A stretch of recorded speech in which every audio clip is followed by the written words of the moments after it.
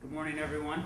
I'm honored to be on this distinguished panel, and I'm humbled to bring these insights on such a dire issue for concern for the church. I would like to start my remarks by kind of laying out a few of the things that were in my mind as I move toward the practical aspects of how we address capital punishment in our churches. And the first thing is that I wanted to explicitly draw upon the work of my colleagues on this panel in terms of biblical studies, theological and ethical reflection, and historical as well as socio-cultural analysis.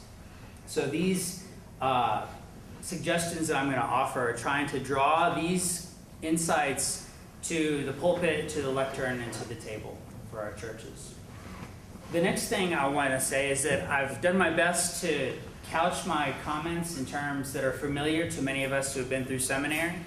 So I'm trying to use the vernacular that you are all familiar with, even if it's been a while, to help to draw upon a shared vocabulary that we all have so we can move forward in this direction in a productive and as seamless way as possible. The last thing I'd like to say is that my reflections are aimed at the Church Catholic. So I'm not presuming that because we're here at a Presbyterian seminary that we're all going to share that theological and denominational perspective, but I'm trying to cover as much ground as possible so that I leave it to you to think about your own theological and denominational tradition and to think about which approaches might be most conducive to bringing these issues to bear on your congregational contexts. What I want to do today is to talk about 4 different approaches that I've seen that can help churches address capital punishment. And I think of these things in terms of proclamation. Now, proclamation happens in the pulpit, to be sure, but it also happens at the table. It also happens in Sunday school classes. It happens all over the place. So, as a homiletician, my focus is on preaching, but I've tried to include these in as broad a way as possible to include other mediums of having these conversations in our churches.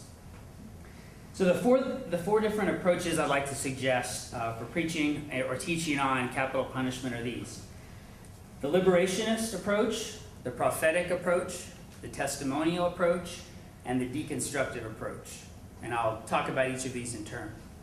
First, the Liberationist Approach. The Liberationist approach to preaching and teaching is one that challenges the reigning power structures through bold, direct, and unequivocal discourse, rooted in the love and power of God. By attending to the lived realities of those marginalized and oppressed by our societal structures, we can speak truth to power. We can confront those systems of disequality in the name of God and on behalf of God's people. A helpful technique for preparing sermons and Sunday school lessons or Wednesday night Bible studies around this I found in Miguel de la Torre's book, Doing Christian Social Ethics from the Margins. And in that book, he offers a hermeneutical circle of faith that I think bears really heavily upon this conversation. It would be really helpful. There are 5 steps to the hermeneutical circle of faith for de la Torre, and this is what he talks about. He says the first step is observing. So by this, we do what Professor Saunders has helped us to do, to kind of get the lay of the land, figure out what actually is going on. What are the historical impacts of these systems of disequality, and how can we best understand them? The second step is one of reflection or social analysis. And by that, the preacher-teacher begins to ask the question, if these are our current cultural realities, what are we called to do as the church in response to them? That leads to the third step, which is the step of praying or theological and biblical analysis. And by this, we ask the question, okay, given our deep reservoir of faith that we draw upon in Scripture and in our theological doctrines, how best are we to respond to the issue of capital punishment? The fourth step is then action, or implementing in terms of praxis. So the question that the preacher-teacher asks is this: what do I say or do in my sermon or in my lecture to this end? How best do I take this material and present it to my congregation so that we can move towards actual, tangible change? And then the fifth stage is reassessing. This is where we begin to move in the direction of a new ethical perspective. So it's important to remember that this is a circle. So it's not a one-time approach. It's something that is can be integrated into the life and work of a community of faith. Some things to think about with the liberationist perspective are that it privileges the perspective of the marginalized within social systems, on the conviction that God privileges people on this perspective, from this perspective. Also, it's grounded in political concreteness, and so the particulars of experience are exalted over abstractions or platitudes. Next is that it stresses the importance of historical constructs over universal notions of truth. And lastly, liberation preaching and teaching radically transforms all elements of proclamation. It's not just something that happens at the end. So it touches upon the ways in which we interpret Scripture, the way in which we engage with our theological tradition, the way that we understand our culture, and also our methods for teaching and preaching. Some resources for you all to consider are James Harris's book, Preaching Liberation, Chuck Campbell, who used to be on this wonderful faculty, his book, The Word Before the Powers, is a fantastic book in this regard. Gonzalez and Gonzalez, their Lyman Beecher lectures were published as Liberation Preaching, The Pulpit of the Oppressed. It's a fantastic book that follows this hermeneutical circle and applies it to preaching. And then lastly, Christine Smith's book, Preaching as Weeping, Confession, and Resistance, Radical Responses to Radical Evil, are helpful resources for us to consider. Moving to the second approach, which I'm calling the prophetic approach, is oriented towards nurturing and nourishing and even evoking a consciousness and perception of alternative ways of being in the world. This approach was made most popular by Walter Brueggemann, again, one of our former faculty members. The prophetic approach works to transform our consciousness and our vocation as Christ followers. So it recognizes that just in terms of our being in this culture and in this context, we're always going to have a tendency to be skewed away from the vision that God has set for God's people. So the prophetic approach leans into what Brueggemann identifies as the core testimony of Scripture, which is found most clearly in the Hebrew prophets and in the teachings of Jesus. And it allows us to use that core testimony to confront other gods that are trying to claim ascendancy, like power and vengeance and money. Here's the key, is that prophetic preaching and teaching is countercultural. It challenges the status quo through evocative, poetic discourse and rich narratives that allow us to see a world beyond the world that we currently experience. Poetry is key for this, is to evoke new ways of imagining ourselves in community and in the world. This is an approach that attends most closely to the language of teaching and preaching. It's poetic and vivid, and the more vivid and poetic it is, the greater the image that we're trying to convey is rooted in people's consciousness.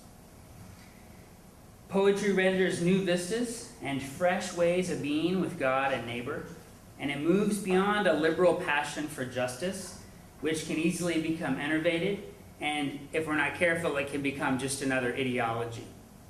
Some key resources in this vein would be Walter Brueggemann's classic book, The Prophetic Imagination, Nora Tubbs Tisdale's book, Prophetic Preaching, and Philip Wolgemann's book, Speaking the Truth to Power, Prophetic Preaching to a Broken World. The third approach I'd like to talk about is the testimonial approach. The essence of the testimonial approach is in telling the truth. And on the matter of capital punishment, it means telling the truth about the core testimony revealed by God through Jesus Christ and the Christian Scriptures about the sanctity of human life and the fact that judgment is reserved for God and God alone. It shares elements of both the liberationist and prophetic approaches, but it is unique in terms of method and delivery. Unlike the liberationist approach, it starts with the biblical witness, and through that lens, it interprets systems of injustice like capital punishment. Unlike the prophetic tradition, although we wouldn't want to parse this too much, the testimonial approach uses language that is less poetic and narrative and much more bold and reckless and shocking. It does not mince words, but calls incisively to the deep-seated human longing to be real, to say what we believe, and to be honest about what we see and where we are, no matter what may happen. The goal of the testimonial approach is that the preacher and or teacher's experience would be converted in the way of God in Jesus Christ, so that the world may also be converted or transformed. There is innate reflexivity involved in the testimonial approach, where one is going to the scriptures, looking to the world, speaking truth that is a truth that first and foremost falls upon the teacher or the preacher. This approach offers a way to engage verses in Scripture that seem to support capital punishment, as Professor Johnson talked about. It allows us to hold the core testimony of Scripture in a dynamic tension with a counter-testimony of the lived experiences that seem to go against or call into question this core testimony. Some resources for this perspective are in Tom Long's book, The Witness of Preaching, Cleo LaRue's book, I Believe I'll Testify, and first and foremost, I'd say Anna Carter Florence's book, Preaching as Testimony. The final approach I'd like to discuss is the deconstructive approach. I contend that this approach is the best approach if you're trying to draw upon the riches of different traditions in conversation with the Christian tradition. It's especially apropos for folks who are working with a post-structural or a post-colonial outlook.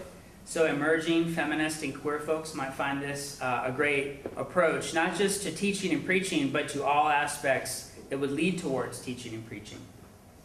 At its core, the deconstructive approach recognizes that we are utterly affected by Western capitalistic, imperialistic, and hegemonic modes of thinking and speaking.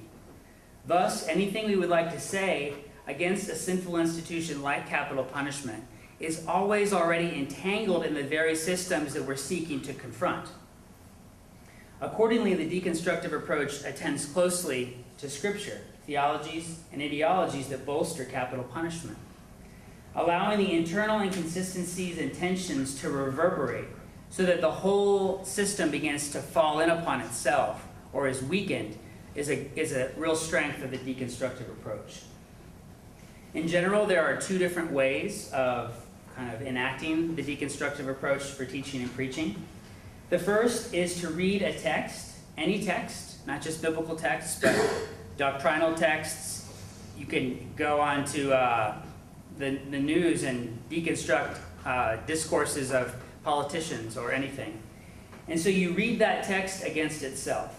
So by doing so, you pay very close attention to the language that is employed, because more often than not, in spite of our best intentions, and sometimes without our awareness at all, we allow our language to participate in things that we're trying to speak against.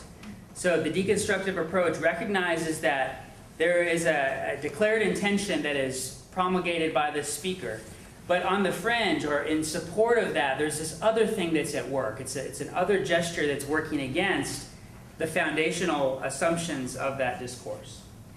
The second way to use the deconstructive approach for teaching and preaching is to put a text into conversation with another form of discourse.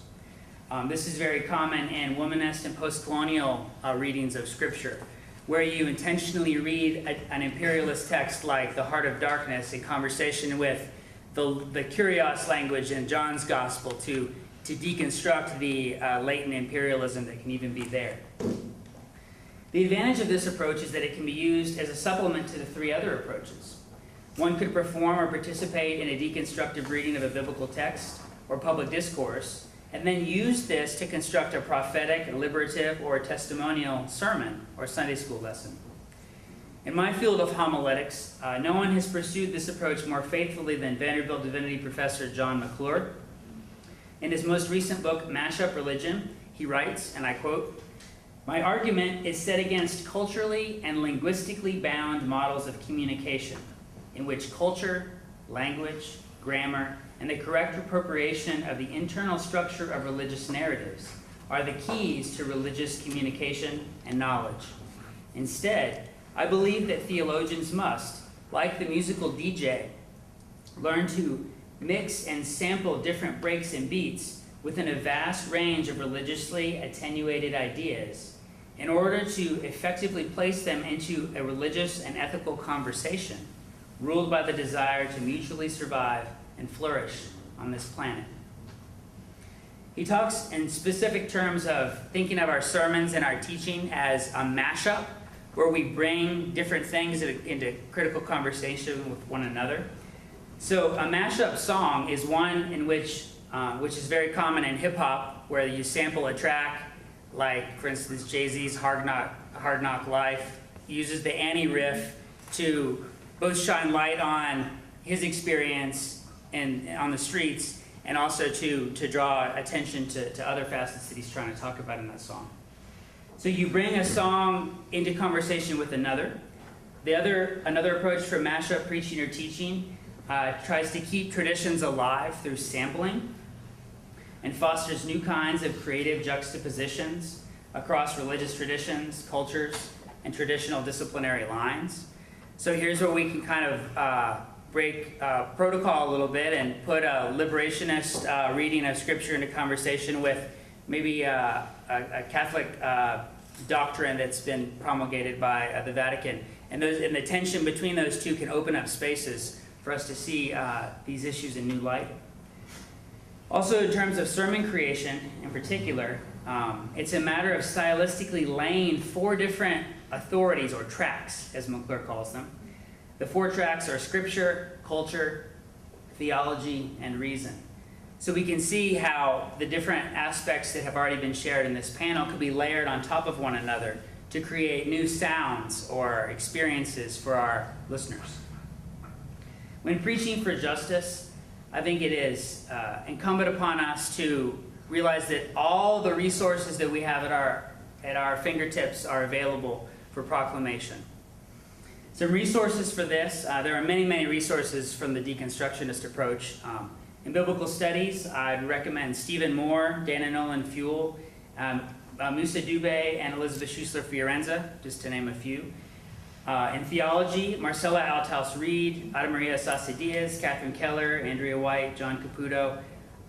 These folks would help you to, as you're sampling a theological track, so to say, seeing how they are able to deconstruct the tradition in these various ways can open up ways for our teaching and preaching that destabilizes the systems of power and the oppressive systems that marginalize people who are at the mercy of the state. At day's end, capital punishment is an ideology. It is not just a practice, but an institution that harbors all kinds of political, theological, and philosophical motivations. Augustine wrote in his book on Christian teaching that there are 3 aims of rhetoric. The first one is to teach, the second one is to delight, and the third is to persuade. I like to think about these in terms of where we aim our messages. To teach, we aim at the head, right? We give facts and figures and our intellectual justifications for our arguments. To delight, we aim at the heart. We tell stories, we recite poems, we move people at an emotional level to experience the world in new ways. The hardest, Augustine said, is to persuade. That's where we have to change people's behaviors and attitudes. And I believe that in order to do that, we have to find ways to hit the head and the heart simultaneously. So a kind of preaching and teaching that would move against the societal and ideological forces of capital punishment would bring to bear concrete, actual facts about this case, such that have been mentioned by Professor Saunders. And they would also draw upon actual experiences of people who are on death row, families who have labored with their loved one who's on death row, and also people who have experienced an execution when one of their loved ones was murdered or harmed in some way, and to let that testimony be a part of the global witness against capital punishment. Thank you for your time. Thanks, Jake.